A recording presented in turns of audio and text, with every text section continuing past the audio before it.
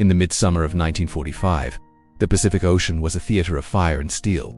The Second World War was reaching a crescendo of unprecedented violence, and the United States was preparing a blow that would alter the course of human history forever. In the port of San Francisco, a heavy cruiser named the USS Indianapolis sat low in the water, its crew unaware that their vessel was about to become the most important ship in the world.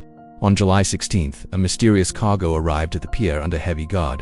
It consisted of several large wooden crates and a lead-lined cylinder. The orders were absolute. The ship was to sail at maximum speed to the island of Tinian. No questions were to be asked. Even Captain Charles McVay was kept in the dark about the true nature of his freight. Inside those crates were the internal components and the enriched uranium for the atomic bomb known as Little Boy. The USS Indianapolis was carrying the end of the world in its belly. The mission was executed with flawless precision.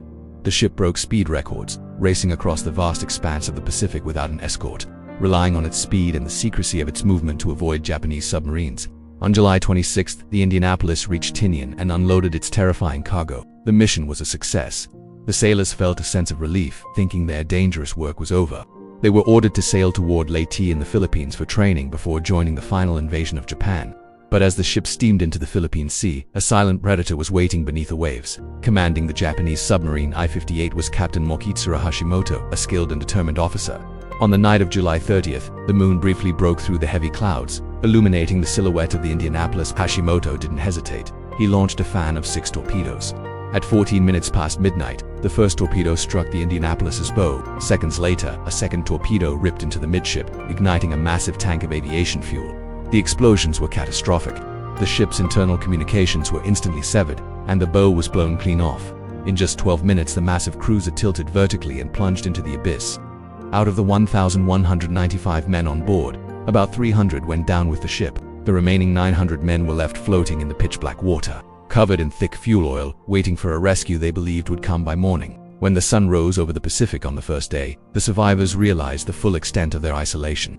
Because the mission had been so secret, the Indianapolis had not been reported missing. No one knew they were gone.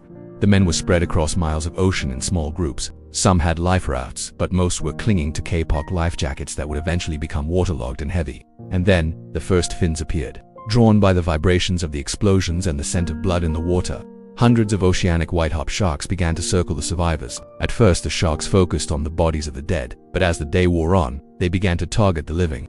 The men formed tight circles facing outward, kicking and screaming to keep the predators at bay. But every few hours a scream would pierce the silence, and another sailor would be dragged beneath the surface, leaving nothing but a cloud of red in the water. By the second and third days, a new horror began to take hold. Thirst under a relentless tropical sun, the men were being baked alive. Dehydration led to severe saltwater delirium. Some sailors, driven mad by the heat and the lack of fresh water, broke the golden rule of the sea and drank the salt water. Within hours, the salt destroyed their kidneys and sent them into violent hallucinations. Some believed the ship was just beneath the surface and tried to dive down to the drinking fountains, only to disappear.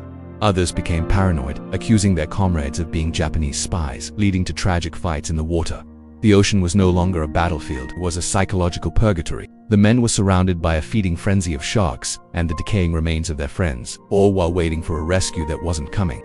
The rescue only happened by a miracle of pure chance. On the fourth day, Lieutenant Wilbur Gwynn was piloting a Ventura bomber on a routine anti-submarine patrol when he noticed a massive oil slick on the surface. Thinking he had found a damaged enemy sub, he dropped lower and was horrified to see hundreds of men waving their arms in the water. He immediately radioed his base.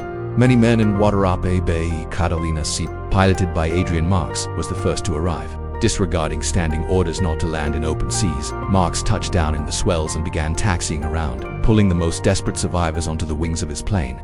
He even used parachute cord to tie men to the fuselage when the inside of the plane was full. When the first rescue ships finally arrived at night, their searchlights illuminated a scene of absolute carnage. Out of the 900 men who had entered the water, only 316 remained.